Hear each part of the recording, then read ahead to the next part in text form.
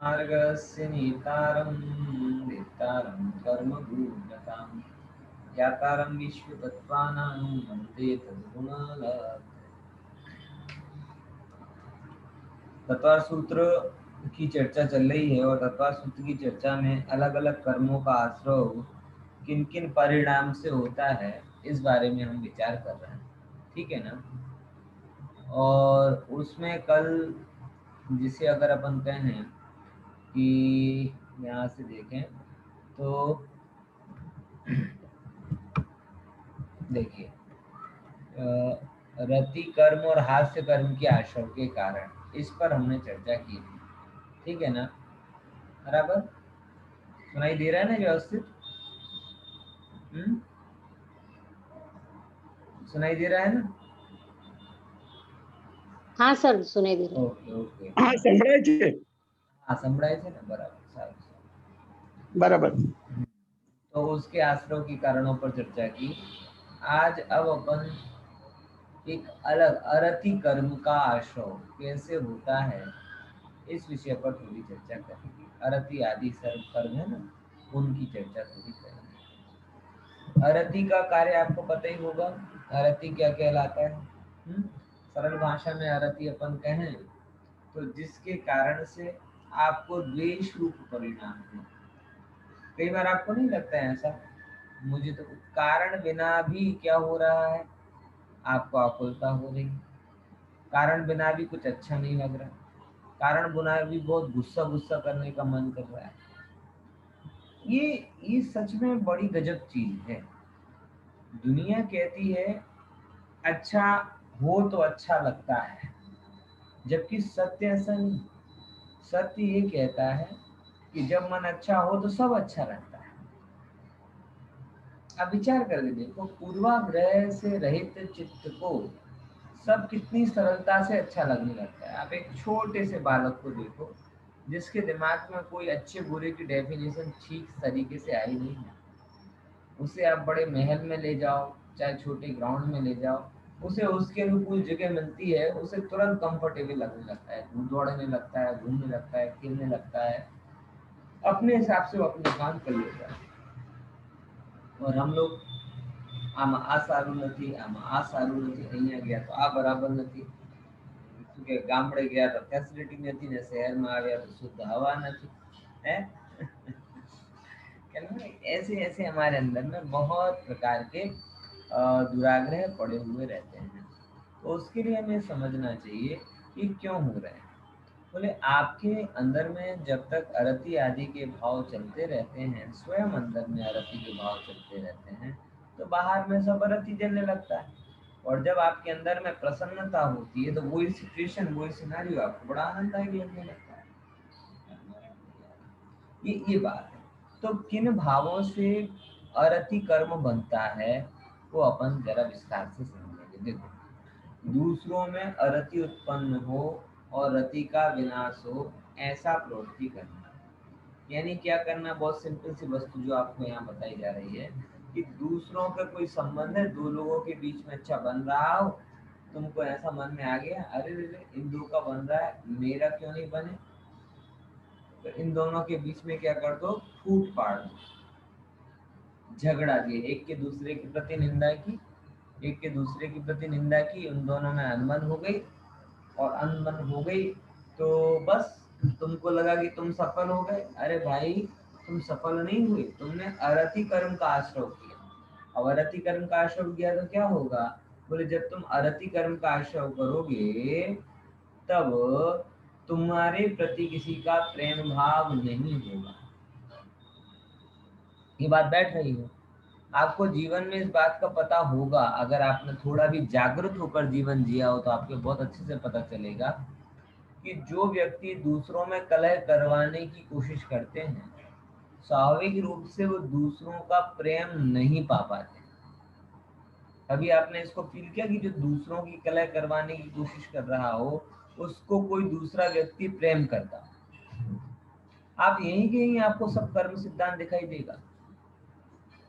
मतलब दूसरों को और कहना नहीं पड़ता, ऑटोमेटिकली उसके अरति कर्म ही उसके अब वो जीवन भर यही कोशिश करता रहता है कि इसका संबंध बिगाड़ दूं तो मेरा संबंध अच्छा हो जाएगा, इसका बिगाड़ दूं तो मेरा अच्छा हो जाएगा, राजनीति करता है और उससे और अरति बांधता है, सोचता है इसका बिगड़ जाएगा तो मेरे प्रति प्रेम हो जाएगा, तो ऐसे बिगाड़ने की कोशिश करता है और बिगाड़ता है और कोशिश करता है, सफल हो नहीं पाता, असफल होते हुए क्या करता है और ऐसे कर्म बांधता है जिससे पुनः पुनः लोग उसके प्रति और अरति करते जाए। बात समझ में आ रही कि नहीं आ रही यार? तो ये जो चीज है ये यह बता रही है कि भैया कर बुरा तो हो बुरा, जैसा करोगे वैसा भरोगे। बड़ी सिंपल सी बात है। आपने दूसरों के प्रति अरति उत्पन्न कराई, आप भी प्रीति के लिए तरस जाओगे। जो कई बार लौकिक में श्राप देते ना, तूने मेरा घर बिगाड़ा है, भगवान तेरा घर बिगाड़ देगा, है भगवान के घर देर है अंधेर नहीं, भगवान की चक्की में धीमो धराए पर झीणो धराए, है ऊपर वाले की लकड़ी का क्या कहते हैं आवाज नहीं होती। ये तमाम जो कहावतें हैं ना, ये जो कहावतें बोली हैं, ये सब कहावतें ऊपर वाले के नाम पर दी हैं, लेकिन ऊपर वाला कोई बैठा हिसाब किताब नहीं कर रहा है। ये तेरे कर्म ही तेरे अकाउंटेंट हैं और कर्म ही तेरा हिसाब किताब कर रहे हैं। ऊपर वाले को तो लोग बीच में लेकर आते हैं, ऊपर वाला तो पिक्चर में कभी आते ही नहीं, ये नीचे वाले सब काम करते हैं और कर्मी उसके हिसाब से सब जजमेंट करते हैं। ख्याल में आया? इसलिए इस चीज को थोड़ा आप गंभीरता से विचार करिएगा। और क्या कारण कहते हैं विचारते हैं अपन? दूसरों की कीर्ति नष्ट करना। कैसे काम करना? दूसरों की कीर्ति नष्ट हो जाए, दूसरों का यश नष्ट हो गए, दूसरों की छवि को धूमिल करने का प्रयास करना। आजकल बहुत होता है, किसी ने कुछ कहा, आपने उसकी इमेज बिगाड़ने के लिए इस तरीके से प्रस्तुत किया कि उसकी यश बिगड़ा। अब देखो, उसका यश बिगड़ेगा कि नहीं बिगड़ेगा वो तो उसके कर्म के ऊपर डिपेंड है, लेकिन दूसरों के यश बिगाड़ने के परिणाम से तेरे यश में जरूर कमी आएगी। तो तेरे लिए जो अयश कीर्ति का बंध होगा वो बात अलग है। बराबर? तो दूसरों की कीर्ति को नष्ट करने के प्रयास से भी अरति नाम का आशव का बंधन होता है। अब तीसरे नंबर, पापी जीवों की संगति करना। क्या बोला?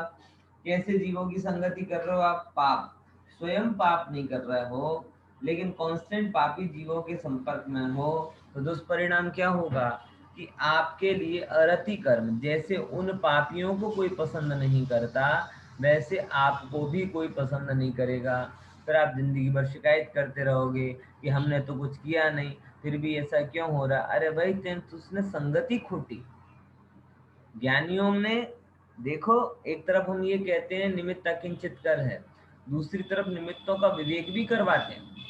हम निमित्तों का विवेक नहीं करवाते हों ऐसा नहीं है, सर्वत्र हम निमित्तों का विवेक कराते हैं। क्योंकि अगर निमित्तों का विवेक नहीं कराए और आप क्या कहें कि पापी जीवों को कौन से निमित्त कैसे संयोगों के बीच में रहना है। हाँ?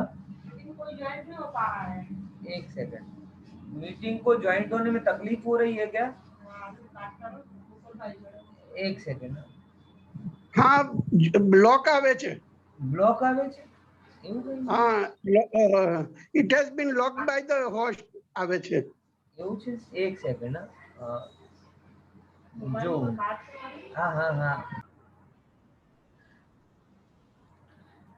तो अरति कर्म की चर्चा चल रही थी और अरति कर्म के माध्यम से हम ये समझ रहे थे कि क्या कहते हैं, किस प्रकार के परिणाम से कैसे कार्य होता है कि जीव की अरति हो जाती है। अरति हो जाती मतलब उसको अन्यत्र कोई व्यक्ति पसंद नहीं करता। कैसे परिणाम उसके होते हैं जिसके कारण आपके साथ में अरति का भाव होता है, तो उसके बारे में यहाँ पर इस सूत्र दिया और कुछ पन्न बता रहे हैं कि दूसरों में अरति उत्पन्न होना, फिर दूसरों की कीर्ति नष्ट करना, पापी जीवों की संगति करना और खोटी क्रियाओं में उत्साह करना।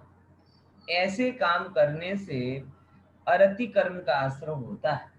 और जब अरति कर्म का आश्रय होता है तो जीव को अपने अंदर से ही सहज ही क्या कहते हैं ऐसे परिणाम लगातार होते रहते हैं कि वो स्वयं ही दुखी रहता है और अन्य जीवों का भी प्रेम वो पा नहीं पाता। ऐसी सिद्ध सिद्ध अव्यवस्था है, क्योंकि ये कोई व्यवस्था ऐसी नहीं है जो कोई व्यक्ति संचालित कर रहा है।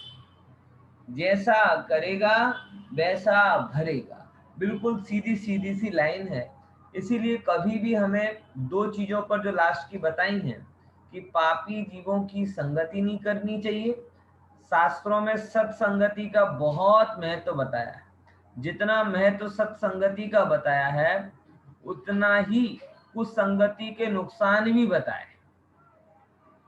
आपने यहाँ पर ऐसा नहीं कहा कि निमित्त कुछ करता नहीं है, तो ऐसे निमित्तों को इकट्ठा कर लेना कि जिन निमित्तों के संग्रह करने से आप पतन में जाओ। विवेक जरूर करना निमित्तों का, निमित्त को करता नहीं मानना अलग बात है, लेकिन निमित्त का विवेक ही नहीं रखना।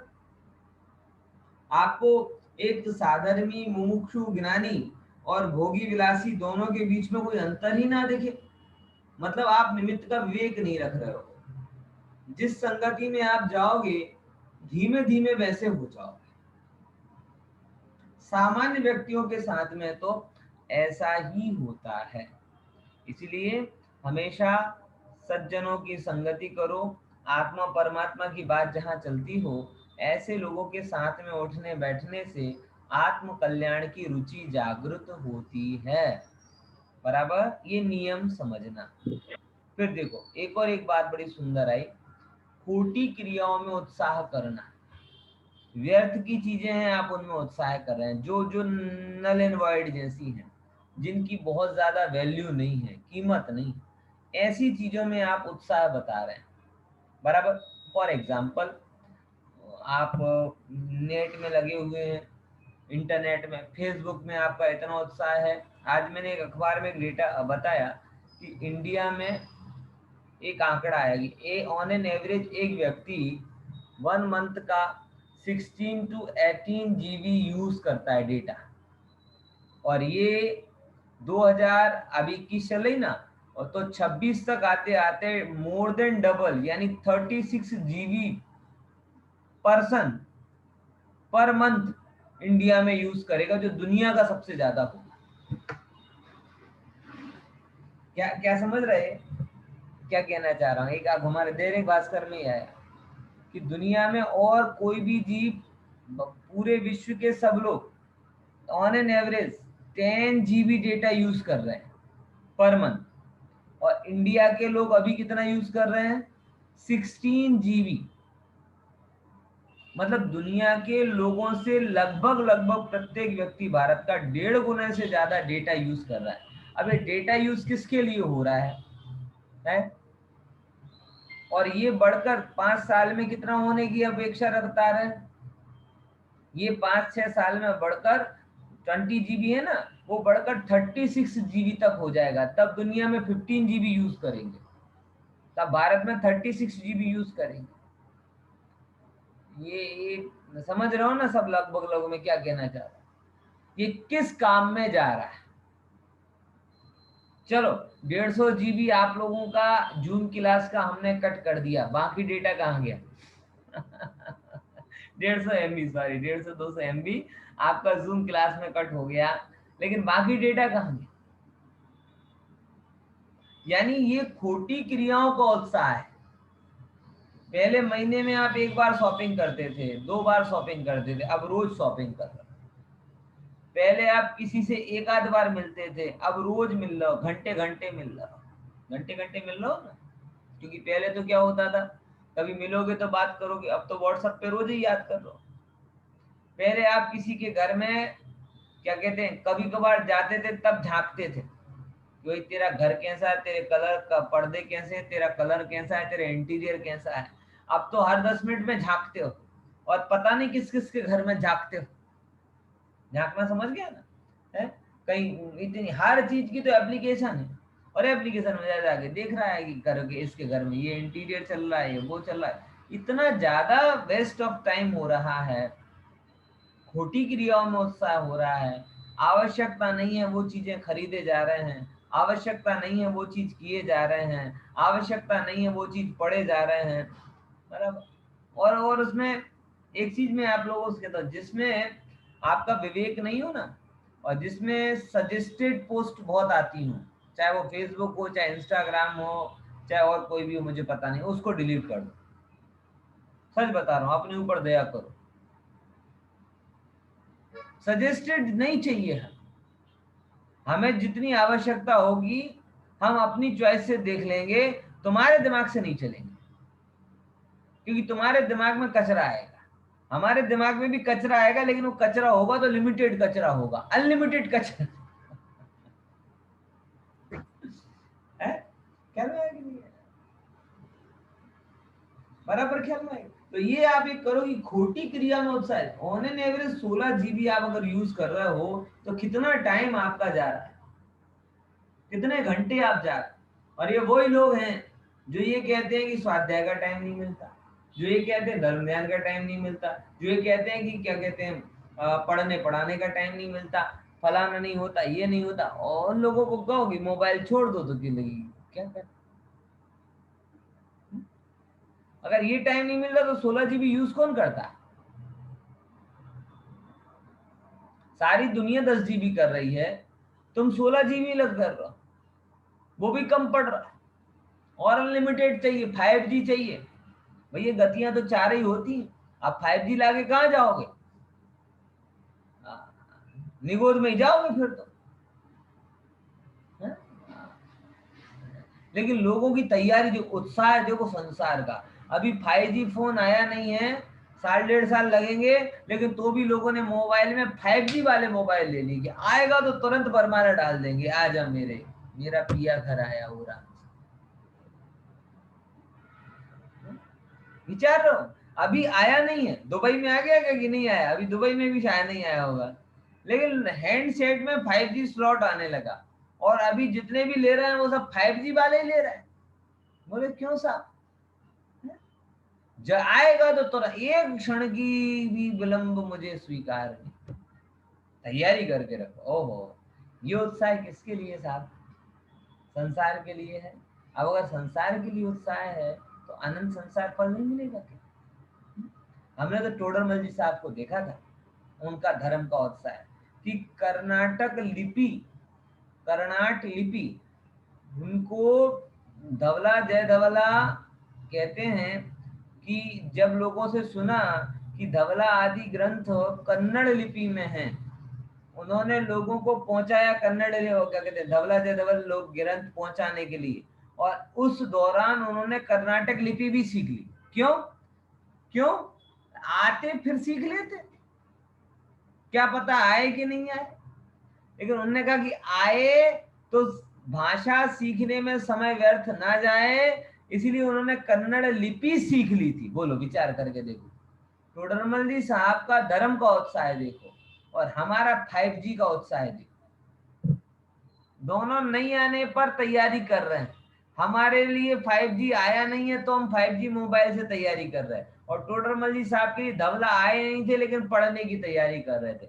उत्साह दोनों जगह है। एक उत्साह संसार बढ़ाने वाला है और एक उत्साह संसार घटाने वाला। बोलो कौन सा करना है? दिनेश भाई, कौन सा उत्साह करने लायक है? सच बात है। दोनों जगह आप तैयारी देखो, मैं दोनों एकदम, ये दोनों अपकमिंग इवेंट्स की तैयारी कर रहे हैं, लेकिन एक अपकमिंग इवेंट्स कैसा है संसार का, और एक अपकमिंग इवेंट्स किसका है? मोक्ष मार्ग का। हमारी किसकी तैयारी होनी चाहिए? ऐसी भी तो हम तैयारी कर सकते हैं, कल के दिन कोई मुनि आ जाए तो उनके आहार की तैयारी हो, कल के दिन कोई विद्वान आए तो उनके ज्ञान की तैयारी हो, कल के दिन कोई जरूरतमंद आ जाए तो उसके लिए कुछ देने की तैयारी हो। ऐसी तैयारी करके रखो तो बढ़िया। आप अपने फ्यूचर के लिए तो पैसे बचा बचा के रखते हो। एक सलाह दूं, क्या आपने कभी ऐसा भी थोड़ा फंड किया कि कभी किसी जरूरतमंद को देना पड़े तो मुझे सोचना नहीं पड़े, फट से दे दूं? ऐसा भी कोई फंड विचार किया? नहीं तो जब भी आए छुट्टे नहीं है। अरे छुट्टी नहीं, तैयारी करके रखो। छुट्टी नहीं तो एक ऐसी बहुत छोटी सी बात है, मैं तो कह रहा हूं कोई अचानक आपको लगे कि आपका प्रिय, आपका सगा, आपका संबंधी, आपका साधर्मी, कोई भी हो सकता है, उसको कभी जरूरत पड़ी तो ये फंड उसके लिए। ऐसी किसने तैयारी की है मुझे बताओ? अरे उनकी तैयारी हम करेंगे तो वो क्या करेंगे? अरे वो तो कर ही रहे हैं भैया, तुम तुम्हारे कर्तव्य की बात करो। उत्साह होना चाहिए ना, सत कार्य का उत्साह। अवसर के समय आपके पास दान आदि देने के लिए धन ना हो, ऐसा बन सकता है, तो बेहतर ये है कि जैसे हमने ये तैयारी करके रखी कि हमें तकलीफ होती है तो उस समय हमें किसी से कुछ कहना ना पड़े, तो हमारी आवक में से अपनी इमरजेंसी उपयोग के लिए फंड सुरक्षित रखते हैं, वैसे ही अन्य किसी की जरूरत पड़े तो उसको किसी से कहना ना पड़े, तो भी हम अपनी आवक में से कुछ उसके लिए सुरक्षित रख सकते कि नहीं रख सकते? हम ही सही रखो। सत कार्य का उत्साह होगा तो ऐसा करेगा, और भोग विलास का उत्साह होगा तो 5G फोन खरीद लेगा। समझ में आया है? मेरे एक मित्र ने तो हफ्ते से मतलब क्या कहें, कर्जा कर करके 5G फोन खरीद लिया अभी से। एक साथ खरीदने की सामर्थ्य नहीं थी तो कर्जा करके लोन लेके मोबाइल के लिए भी लोन लिया, अब हर हफ्ते का वो भरता है। यानी गजब, ऐसा उत्साह है ना। तो ये जो सांसारिक कार्यों को ऐसे 50 जगह बता देता हूँ। सड़क पे झगड़ा हो रहा हो, बराबर, मंदिर में प्रवचन चल रहा हो तो प्रवचन सुनने के लिए नहीं रुकेगा, लेकिन सड़क पे झगड़ा हो रहा होगा ना तो जरूर गाड़ी रोक देगा, स्कूटर रोक देगा और सुनेगा कान देकर, पता नहीं कौन सा ब्रह्म वाक्य निकल जाए, पता नहीं ऐसा कौन सा झगड़ालुओं के मुंह से वस्तु व्यवस्था का निरूपक सत्य निकल जाए कि जिससे हमारा मोह तिल तिल करके टूट जाए। एक लाइन मिस नहीं करे, उचक उचक के देखेगा क्या हो रहा है, क्या हो रहा है, क्या बोला, क्या बोला। कोई प्रवचन में ऐसा किया? विचार करके देख। दो लोग चर्चा कर रहे हो, बाद में इतना उत्साह होता है उसको जानने का, क्या क्या चर्चा कर रहे थे, क्या चर्चा कर रहे थे, हैं? विचार करके। और अभी प्रवचन चल रहा है ना, प्रवचन में किसी के घर में वाले भी सुन रहे होंगे, कोई आके नहीं पूछेगा कोई पंडित जी क्या कह रहे थे, उनका तो काम ही क्या है, बोलते रहते। बोलना होगा कोई बात अच्छी सी, धर्म करो आत्मा, क्या उत्साह है। लेकिन अगर दो व्यक्ति चर्चा कर रहे हो और तीसरा आ जाए तो तुरंत ये क्या कर रहे थे, और अचानक चर्चा करते करते तीसरा है और आप बंद हो गए तो पक्का हो जाता है मेरे बारे में ही चर्चा हो रही थी। इतना उत्साह, आरंभ का उत्साह, बोलो विचार करके देखो। है अभी बेटा 5 साल का है, 10 साल का है, किसी की शादी में जाए तो माता बहनी की, अरे इसकी शादी में तो कुछ नहीं, मेरे बेटे की जब शादी होगी ना तब देख।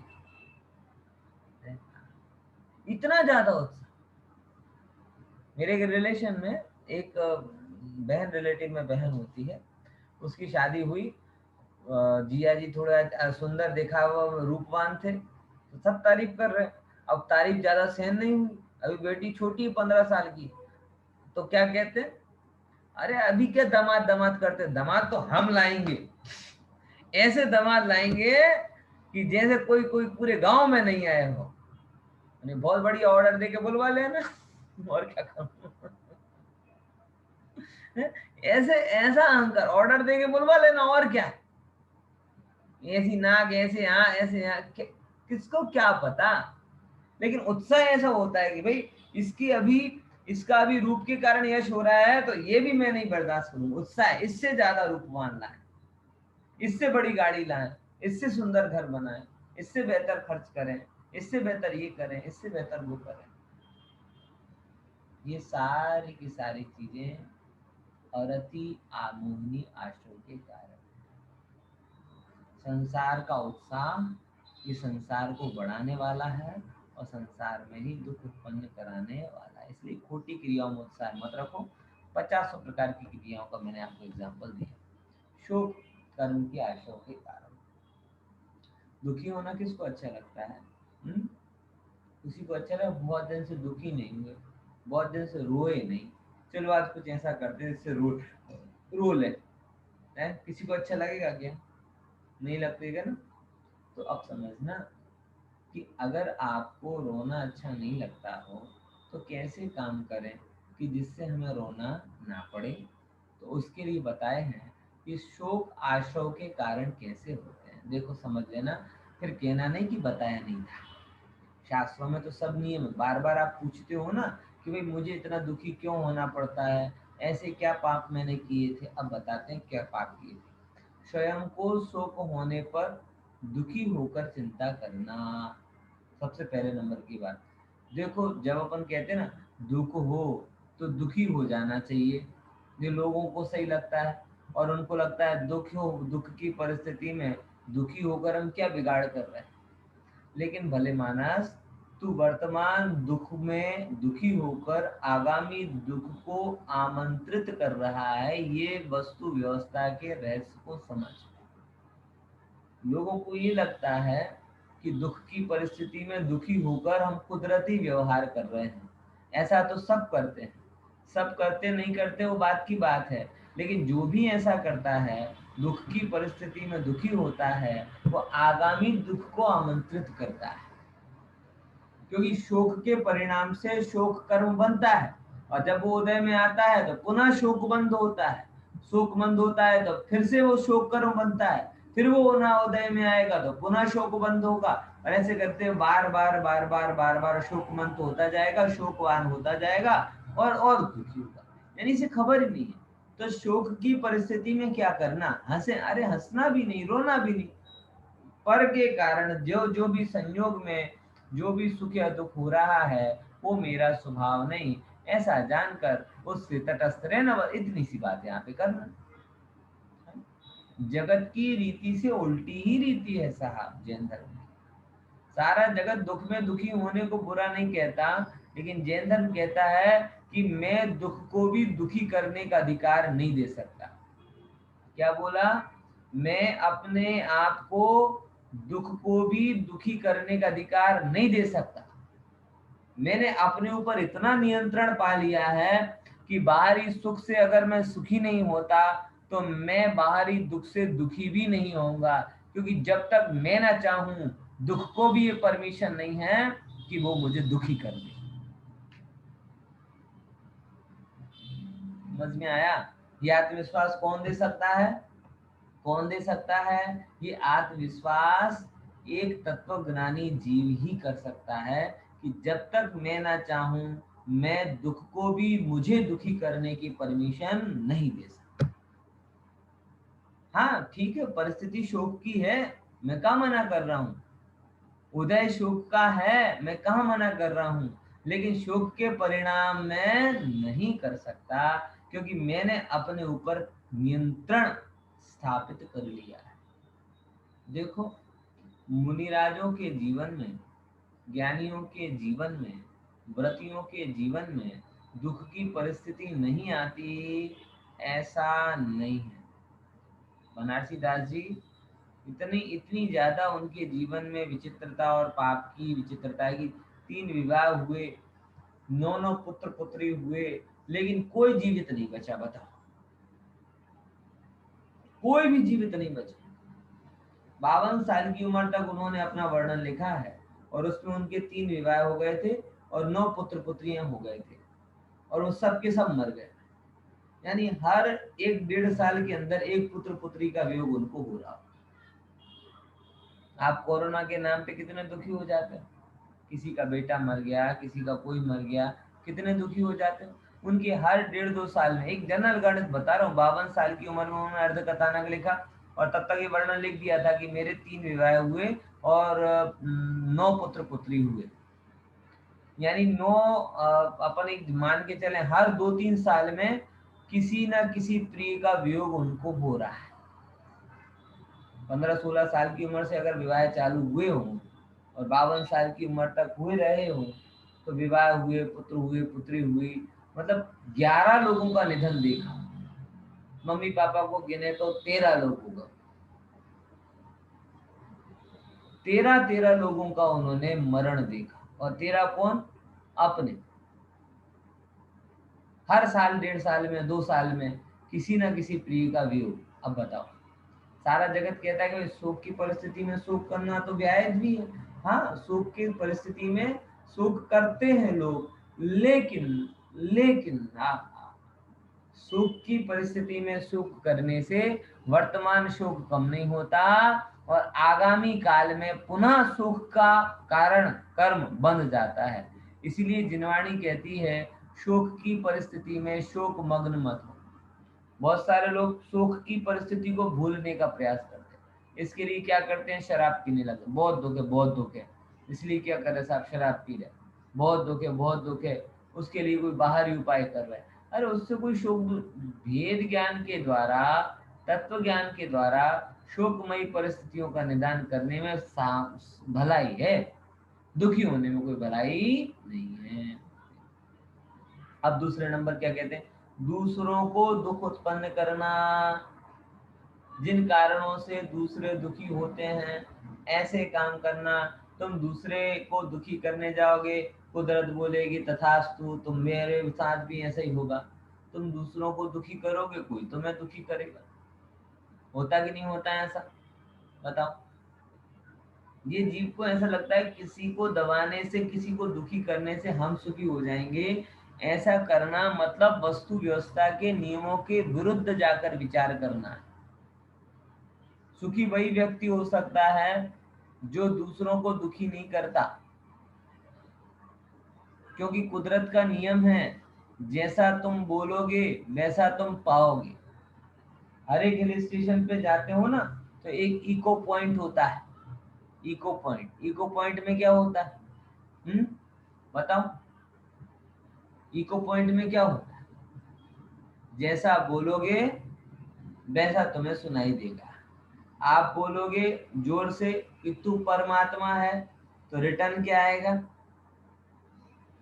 क्या आएगा? तू परमात्मा। आप बोलोगे तू नालायक है, तो रिटर्न क्या आएगा? तू नालायक है। मतलब एक व्यवस्था है, सृष्टि एक व्यवस्था के तहत चल रही। जो उस व्यवस्था को जान लेता है, वो उसके परम रहस्य को समझ के सुखी हो जाता है। वो दूसरों को दुखी करके स्वयं सुखी नहीं होना चाहते, क्योंकि फैक्ट है कि हर वस्तु कहीं ना कहीं से कनेक्टेड है, निमित्त रूप से। अगर आपने एक को भी दुखी किया, तो वो पूरा का पूरा परिवेश ही दुखमय होगा। आपको भी उससे बच नहीं पाओगे। जंगल में आग लगती है, पड़ोसी के यहाँ आग लगती है, तो कहते हैं ना, भाई तू खुश मत हो, क्योंकि अगला घर किसका है? पड़ोस में आग लगी तो क्या होते? खुश होते हो कि आग बुझाने का प्रयास करते हो? क्यों? क्योंकि निर्णय है कि अगर वो आग को कंट्रोल नहीं किया और वो बढ़ी, तो अगला घर कौन सा रहेगा? मेरा ही रहेगा। इसीलिए पड़ोस में आग लगने पर लोग जैसे अपने घर में आग लगी हो, इस तरीके से बुझाते हैं। और बुझाना भी चाहिए, क्योंकि उसका घर जलने के बाद में आग को कौन चाहिए खुराक में? तो आपका घर ही आएगा। ऐसे ही है ना, जगत में अपने घर की जलने की बड़ी चिंता है, चित्त की जलन की भी चिंता है? अरे दूसरों को दुखी उत्पन्न करोगे तो अगला नंबर तुम्हारा ही है। तुम वो परिस्थिति उत्पन्न कर रहे हो, तुम दूसरों को दुखी करोगे, कुदरत के सामने खुद ब खुद ऐसी परिस्थिति बनेगी कि तुम्हें दुखी होने बिना कोई उपाय नहीं रहेगा। इसलिए कभी मत करो। दूसरे नंबर, दूसरों को शोक में देखकर आनंद मनाना। कोई दुखी है, आपने क्या किया? उसको देखकर और आनंद मनाया, और क्या किया? बहुत बढ़िया, बहुत अच्छे, ऐसा करके वो क्या कहते हैं, बार बार वही चीज करेगा जिससे वो दुखी हो, और बैठ के तालियां बजाएगा। है? हाँ हाँ। इसलिए ऐसा नहीं करना चाहिए। भय कर्म के आश्रय के कारण, ये भी सेम ही है लगभग लगभग। पहला क्या? स्वयं भय रूप परिणाम रखना। डरोगे तो और डरने वाला कर्म बनेगा, जिससे और डरना चालू हो जाएगा। और डरोगे और डरने वाला कर्म होगा, जिससे और डरोगे, और ऐसे करके अनंत अनंत अनंत गुना होता है। इसीलिए अभय रहो, किसी का डर नहीं। और क्यों हो डर? जो मेरी वस्तु है, वो कभी जाती नहीं, और जो जाता है वो कभी मेरा होता नहीं। इस आधार पर जैन धर्म का तो बच्चा बच्चा निर्भय हो जाना चाहिए। पर मेरे में नहीं मिलता, मैं पर में नहीं जाता। भिन्न अभिन्न नहीं होता, अभिन्न भिन्न नहीं होता।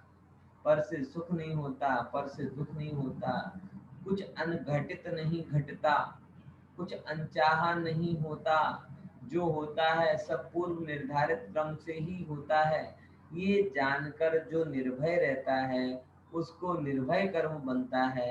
वो और निर्भय होता जाता है, और जो स्वयं भयभीत होता है वो और भयवान होता जाता है। बराबर। दूसरों को भय उत्पन्न कराना, ऐसी बातें बोलना जिससे लोग डरे।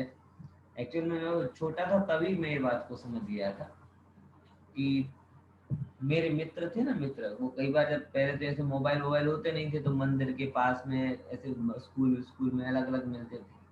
तो कुछ जो बच्चे थे ना, वो जानबूझकर भूत की कहानियां बना बना के सुनाते थे, भूतों की कहानी। अच्छा, भूतों की कहानियां बना बना के दूसरों को डराते थे, और वही अकेले कमरे में जाने से डरते थे।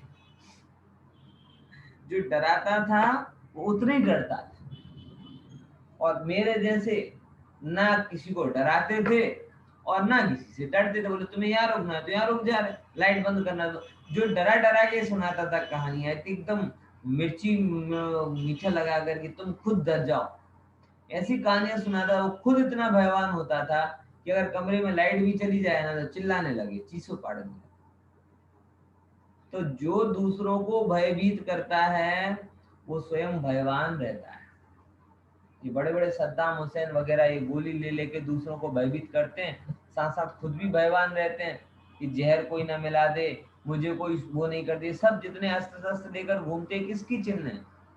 डराने के नहीं है, डरने का चिन्ह। अंदर में डर पड़ा हुआ कि मैं किसी का बिगाड़ रहा हूँ। हमको कोई डर नहीं होता क्योंकि हमें किसी को डराने का ही भाव नहीं। आचार्य कभी भी शस्त्र लेके क्यों नहीं चलते? जंगल में रहते लेकिन निर्भय रहते, और निर्दयता के परिणाम करके दूसरों को दुख देना। दूसरों को दुख दे रहा है तो भाई तेरे साथ भी ऐसा होगा कि तुझे कोई दुख देने वाला होगा। इस प्रकार से ये भय कर्म के आश्रय के कारण की यहाँ पे चर्चा की। जुगुप्सा और स्त्रीविद आदि की चर्चा अपन